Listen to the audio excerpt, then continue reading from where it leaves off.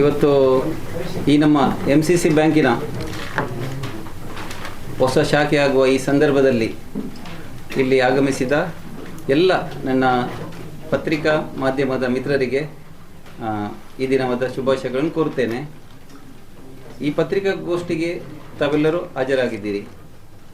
ಇವತ್ತು ವಿಶೇಷ ಏನಂತ ಹೇಳಿದರೆ, ನಮ್ಮದು MCC ಬ್ಯಾಂಕ್ ಒಂದು ಕರ್ನಾಟಕ ರಾಜ್ಯ ಮಟ್ಟದ ಬ್ಯಾಂಕ್. ನಾವು 2018ರಲ್ಲಿ ಅಧಿಕಾರ ವಹಿಸಿಕೊಂಡಾಗ ಬರೀ ಕರಾವಳಿ ಈ 2 ಜಿಲ್ಲೆಗೆ ಸೀಮಿತವಾಗಿದ್ದ ಈ ಬ್ಯಾಂಕು ನಮ್ಮ ಈ ಆಡಳಿತ ಮಂಡಳಿಯ ಒಂದು ವಿಶೇಷ ಮುತುವರ್ಜಿಯಿಂದ ನಾವು ಕರ್ನಾಟಕ ರಾಜ್ಯ ಮಟ್ಟಿಗೆ ನಮ್ಮ ಬ್ಯಾಂಕಿನ ಒಂದು ಜ್ಯೂರಿಡಿಕ್ಷನ್ ನಾವು ಮುಟ್ಟಿದ್ದೇವೆ. ಇದಕ್ಕೆ ಎಲ್ಲರ ಸಹಕಾರ ಉಂಟು.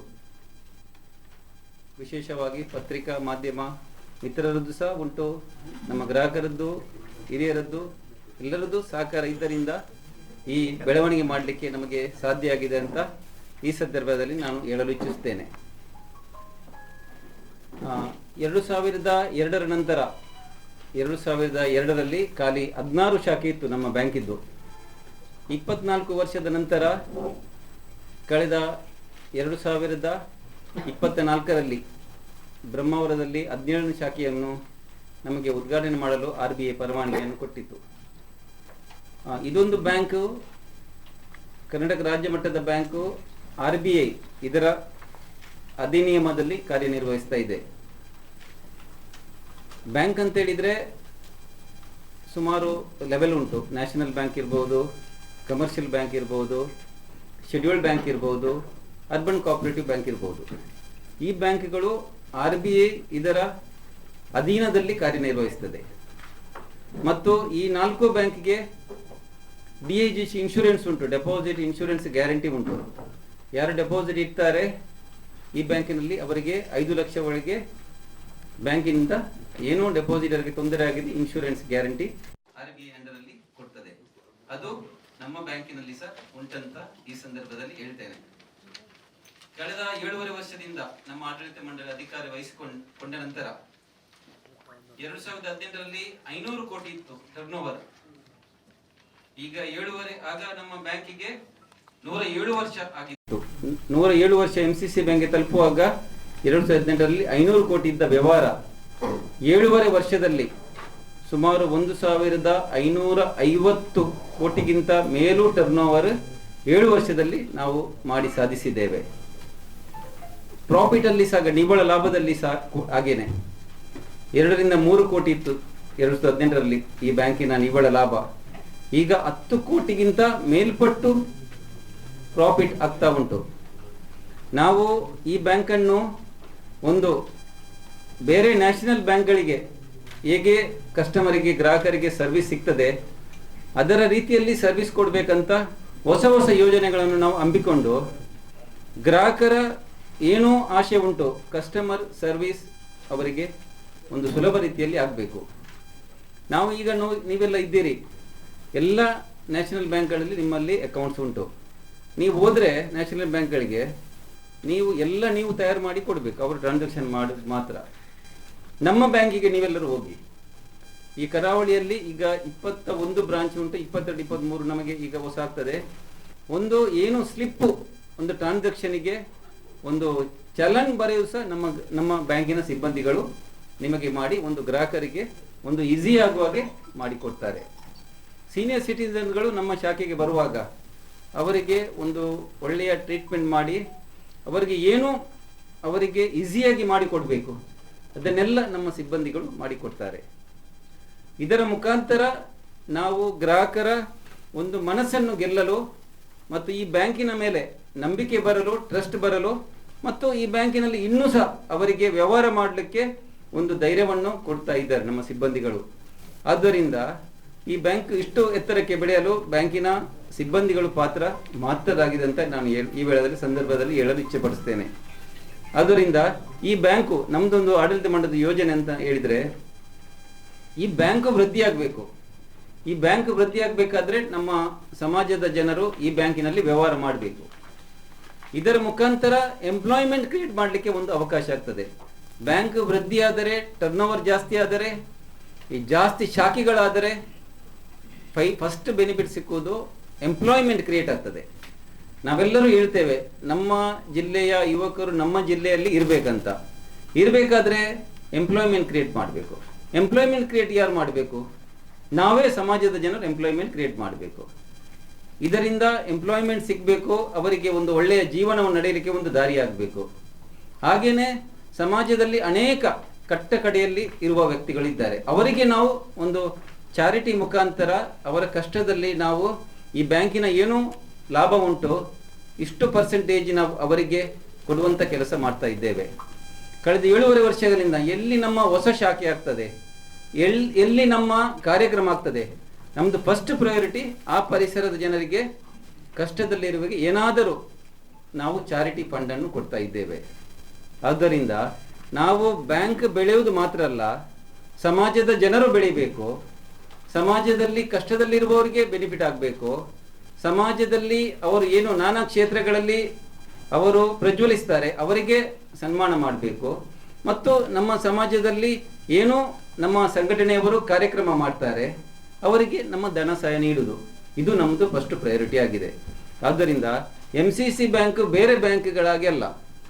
MCC ಬ್ಯಾಂಕ್ ಖಾಲಿ ಬ್ಯಾಂಕ್ ಬೆಳವಣಿಗೆ ಮಾತ್ರ ಅಲ್ಲ, ಎಲ್ಲರ ಬೆಳವಣಿಗೆ ಆಶಿಸುವುದು ನಮ್ಮ ಕರಾವಳಿಯಲ್ಲಿ, ನಮ್ಮ ಕರ್ನಾಟಕ ರಾಜ್ಯದಲ್ಲಿ MCC ಬ್ಯಾಂಕ್ ಮಾತ್ರ ಅಂತ ಹೇಳಿ ನಾನು ಹೇಳಲು ಈ ವೇಳೆ ಇಚ್ಛೆಪಡಿಸ್ತೇನೆ. ಆದ್ದರಿಂದ ನಾವು ಈ ಎಲ್ಲ ರೀತಿಯಲ್ಲಿ ನಾವು ಒಂದು ಮುತುವರ್ಜಿ ವಹಿಸಿ ನಾವು ಯೋಜನೆ ಹಮ್ಮಿಕೊಳ್ಳಿದ್ದರಿಂದ ನಮ್ಮದು ಈ ಬ್ಯಾಂಕು ಕಳೆದ 7.5 ವರ್ಷದಿಂದ ಇಷ್ಟು ಒಳ್ಳೆ ಬೆಳವಣಿಗೆ ಆಗಲಿಕ್ಕೆ ಸಾಧ್ಯ ಆಗಿದೆ ಅಂತ ನಾನು ಹೇಳಲು ಇಚ್ಛಿಸುತ್ತೇನೆ. ಆದ್ದರಿಂದ ಕಳೆದ 3 ವರ್ಷಗಳಿಂದ ಬ್ರಹ್ಮಾವರದಲ್ಲಿ 17ನೇ ಶಾಖೆ, ನಂತರ ಬೆಳ್ತಂಗಡಿಯಲ್ಲಿ 18ನೇ ಶಾಖೆ, ನಂತರ ಬೆಳ್ಮಾನಲ್ಲಿ 19ನೇ ಶಾಖೆ, ನಂತರ ಬೈಂದೂರಲ್ಲಿ 20ನೇ ಶಾಖೆ, ಸಂತೆಕಟ್ಟೆಯಲ್ಲಿ 21 ಶಾಖೆ. ಈ ಎಲ್ಲ ಶಾಖೆಗಳು 6-7 ತಿಂಗಳಿನ ಒಳಗೆ 10 ಕೋಟಿ ಟರ್ನ್ಓವರ್ ಮಾಡಿ ನಮ್ಮ ಬ್ಯಾಂಕನ್ನು ಪ್ರಗತಿಯನ್ನು ಕಂಡಿದೆ. ಇದು ಯಾವ ನ್ಯಾಷನಲ್ ಬ್ಯಾಂಕ್ಗಳಿಗೆ ಯಾವ ಬ್ಯಾಂಕಿಗೆ ಮಾಡಲಿಕ್ಕೆ ಸಾಧ್ಯ ಇಲ್ಲ. ನಾವು ಅಲ್ಲಿ ಕಾರ್ಯಕ್ರಮ ಮಾಡುವಾಗೆ ಊರವರು ಹೇಳ್ತಾರೆ ಇದೊಂದು ಗ್ರೇಟ್ ಅಚೀವ್ಮೆಂಟ್ ಅಂತ. ಒಂದು ನ್ಯಾಷನಲ್ ಬ್ಯಾಂಕಲ್ಲಿ ಸೇವೆ ಮಾಡಿದ ನಮ್ಮ ಬ್ಯಾಂಕಿನಲ್ಲಿ ಡೈರೆಕ್ಟರ್ಗಳಿದ್ದಾರೆ, ಅವರು ಹೇಳುವುದು ಹೊಸ ಶಾಖೆ ಮಾಡಿದರೆ ನಾವು ಬ್ಯಾಂಕ್ಗಳು ಪ್ರಾಫಿಟ್ ಬರಲಿಕ್ಕೆ ಕನಿಷ್ಠ 4-5 ವರ್ಷಗಳು ಬೇಕಂತ. ಆದರೆ ನಾವು ಬ್ರಹ್ಮಾವರದಲ್ಲಿ 17ನೇ ಶಾಖೆ ಮಾಡಿದ್ದು, ನಾವು ಉದ್ಘಾಟನೆ ಮಾಡಿದ್ದು 2 ವರ್ಷದಲ್ಲಿ ಪ್ರಾಫಿಟನ್ನು ಮಾಡಿ ಸಾಧನೆ ಮಾಡಿದೆ. ಆದ್ದರಿಂದ ಇದೊಂದು MCC ಬ್ಯಾಂಕ್ ಎಲ್ಲರಿಗೆ ಒಂದು ಮಾದರಿಯಾಗಿದೆ ಅಂತ ನಾನು ಈ ವೇಳೆ ಹೇಳಲು ಇಚ್ಛಿಸ್ತೇನೆ. ಆದ್ದರಿಂದ ಇವತ್ತು ನಾವು 22ನೇ ಶಾಖೆ ದೇರಳಕಟ್ಟೆಯಲ್ಲಿ, 23ನೇ ಶಾಖೆ ಕಟ್ಪಾಡಿ, ಉಡುಪಿ ಜಿಲ್ಲೆ ಕಟ್ಪಾಡಿಯಲ್ಲಿ ನಾವು ಉದ್ಘಾಟನೆ ಮಾಡಲಿಕ್ಕೆ ಇವಾಗಲೇ ಕಾರ್ಯಪ್ರವೃತ್ತರಾಗಿದ್ದೇವೆ. ಇದರ ನಾವು ಇನ್ವಿಟೇಷನ್ ಪ್ರತಿಯನ್ನು ನಿಮಗೆ ಇವಾಗಲೇ ಕೊಟ್ಟಿದ್ದೇವೆ. ಈ ಕಾರ್ಯಕ್ರಮಕ್ಕೆ ನಾಡಿದ್ದು ಆದಿತ್ಯವಾರ ಜೂನ್ ತಿಂಗಳ 28ನೇ ತಾರೀಕಿನಂದು ಬೆಳಿಗ್ಗೆ 11 ಗಂಟೆಗೆ ದೇರಳಕಟ್ಟೆಯಲ್ಲಿ ಒಂದು ಪ್ರಮುಖ ಭಾಗ, ದೇರಳಕಟ್ಟೆ ಹೇಳಿದ್ರೆ ಈಗ ಒಂದು ನಮ್ಮ ಮಂಗಳೂರು ನಗರದಾಗಿ ಅದಕ್ಕಿಂತ ಜಾಸ್ತಿಯಾಗಿ ಡೆವಲಪ್ ಆಗ್ತಾ ಉಂಟು. ತುಂಬಾ ಹಾಸ್ಪಿಟಲ್ಗಳು, ಸಂಸ್ಥೆಗಳು ಈ ಭಾಗದಲ್ಲಿ ಉಂಟು. ಆದ್ದರಿಂದ ನಾಳೆ 22ನೇ ಶಾಖೆ ನಾಡಿದ್ದು ಆದಿತ್ಯವಾರ ಉದ್ಘಾಟನೆಗೊಳ್ಳಲಿದೆ. ಈ ಕಾರ್ಯಕ್ರಮ ಉದ್ಘಾಟನೆ ಮಾಡಲಿಕ್ಕೆ ನಮ್ಮ ಸಚಿವರು, ಕರ್ನಾಟಕ ರಾಜ್ಯದ ಸಚಿವರಾಗಿರುವ ನಮ್ಮ ಆರೋಗ್ಯ ಸಚಿವರು ಇವರು UT ಖಾದರ್, ಸನ್ಮಾನ್ಯ UT ಖಾದರ್ ಸಾಹೇಬ್ರು ಅವರು ಇನಾಗ್ರೇಷನ್ ಉದ್ಘಾಟನೆ ಮಾಡಲಿಕ್ಕೆ ಕಾರ್ಯಕ್ರಮಕ್ಕೆ ಆಗಮಿಸುತ್ತಾರೆ. ಹಾಗೇನೆ ನಮ್ಮ ಅರ್ಸುಲೈನ್ ಕಾಂಗ್ರಿಗೇಷನ್ ಇದರ provincial superior reverend sister milli Fernandes ಅವರು ಸಹ ಆಶೀರ್ವಾದ ಕಾಡಲಿಕ್ಕೆ ಮುಖ್ಯ ಅತಿಥಿಯಾಗಿ ಆಗಮಿಸುತ್ತಾರೆ. ಹಾಗೇನೆ ಫಾದರ್ ಮುಲ್ಲರ್ಸ್ ಹೋಮಿಯೋಪತಿ ಕಾಲೇಜಿನ ಆಡಳಿತಾಧಿಕಾರಿಯಾಗಿರುವ ರೆವರೆಂಡ್ ಫಾದರ್ ನೀಲೇಶ್ ಕ್ರಾಸ್ತಾ ಇವರು ಕೂಡ ಈ ಕಾರ್ಯಕ್ರಮಕ್ಕೆ ಮುಖ್ಯ ಅತಿಥಿಯಾಗಿ ಆಗಮಿಸುತ್ತಾರೆ.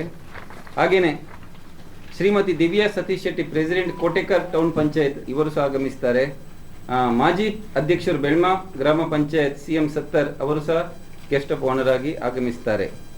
ಹೀಗೆ ಆ ದಿವಸ 22ನೇ ಶಾಖೆ ಮತ್ತು ATM, ಆ ಶಾಖೆಯ ATM ಸಹ ಉದ್ಘಾಟನೆ ಕಾರ್ಯಕ್ರಮ ಆಗಲಿದೆ ಅಂತ ಹೇಳಲು ನಾನು ಸಂತೋಷ ಪಡುತ್ತೇನೆ. ಆಗಸ್ಟ್ 2 ತಾರೀಕಿಗೆ ಉಡುಪಿ ಜಿಲ್ಲೆಯಲ್ಲಿ ಕಟ್ಪಾಡಿ ಶಾಖೆ ನಾವು ಉದ್ಘಾಟನೆ ಮಾಡಲಿಕ್ಕೆ ಆ ದಿವಸ ನಮ್ಮದು ಕಾರ್ಯಕ್ರಮ ಉಂಟು. ಗುರ್ಮೆ ಸುರೇಶ್ ಶೆಟ್ಟಿ ಅವರು ಆ ಶಾಖೆಯ ಉದ್ಘಾಟನೆಯನ್ನು ಆ ದಿವಸ ಮಾಡ್ತಾ ಇದ್ದಾರೆ. ಮತ್ತು Mr M A Gafoor, chairman coastal development authority, ಅವರು ಕಾರ್ಯಕ್ರಮಕ್ಕೆ ಆಗಮಿಸುತ್ತಾರೆ. Father Akshay D Ammanna, CSI ಕ್ರಿಸ್ತ ಚರ್ಚ್ ಕಟ್ಪಾಡಿ, ಅವರ ಪ್ಯಾರಿಶ್ ಪ್ರೀಸ್ಟ್ ಬರ್ತಾರೆ. ಹಾಗೆ reverend father Rajesh Pasanna, parish priest, saint Vincent de Paul church Katpadi, ಅಲ್ಲಿಯ ಪ್ಯಾರಿಶ್ ಪ್ರೀಸ್ಟ್ ಅವರು ಕಾರ್ಯಕ್ರಮಕ್ಕೆ ಆಶೀರ್ವಚನ ಮಾಡಲಿಕ್ಕೆ ಆಗಮಿಸುತ್ತಾರೆ. Mrs Geethanjali M Suvarna, former member, Zilla Panchayat Udupi. Mr Pritesh Desa, chartered accountant, Udupi. Mr Ismail Katpadi, general secretary, Udupi district Muslim federation, ಇವರು ಸಹ ಆಗಮಿಸುತ್ತಾರೆ.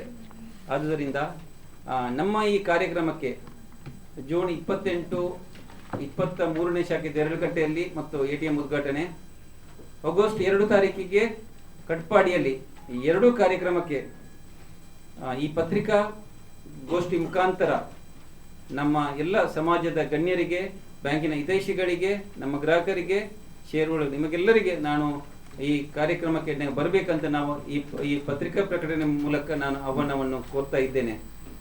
ಕ್ವೆಶ್ಚನ್ಸ್ಗಳಿದ್ರೆ ದಯಮಾಡಿ ಕೇಳ್ಬೋದು. ಉಂಟು ಮತ್ತು ಮೊಬೈಲ್ ಬ್ಯಾಂಕಿಂಗ್ ಸೇವೆ ಉಂಟು. UPI ಪೇಮೆಂಟ್ಸ್ ಇದು ವಿದಿನ್ 1.5 ಮಂತಲ್ಲಿ ನಮಗೆ UPI ಸೇವೆ ನಾವು ನಾವು ವ್ಯವಸ್ಥೆಯನ್ನು ಇವಾಗಲೇ ಮಾಡಿದ್ದೇವೆ. ಒಟ್ಟಾರೆಯಾಗಿ ನಮ್ಮದು ಈ ಸೆಪ್ಟೆಂಬರ್ ಎಂಡ್ ಒಳಗೆ ಬ್ಯಾಂಕಿನ ಅರ್ಧ ವರ್ಷ ಸಮರ್ಪಿಸುವಾಗ ಸಾಧಾರಣವಾಗಿ ಎಲ್ಲ ಡಿಜಿಟಲ್ ಸೇವೆಗಳು ನಾವು ಲೋಕಾರ್ಪಣೆ ಮಾಡಲಿಕ್ಕೆ ನಾವು ಸಜ್ಜಾಗಿದ್ದೇವೆ ಅಂತ ಹೇಳ್ತೇನೆ.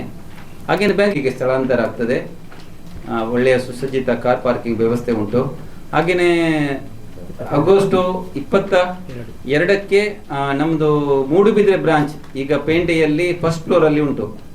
ಅದು ಸಹ ನಮ್ಮ ಮೂಡುಬಿದ್ರೆ ಪ್ರೆಸ್ ಕ್ಲಬ್, ಇದು ಮೂಡುಬಿದ್ರೆ ಅವರದ್ದು ಒಂದು ಕ್ಲಬ್ ಬಿಲ್ಡಿಂಗ್ ಆಗ್ತಾ ಉಂಟು. ಅದರ ಗ್ರೌಂಡ್ ಫ್ಲೋರಲ್ಲಿ ನಾವು ಉದ್ಘಾಟನೆ ಮಾಡ್ತಾ ಇದ್ದೇವೆ.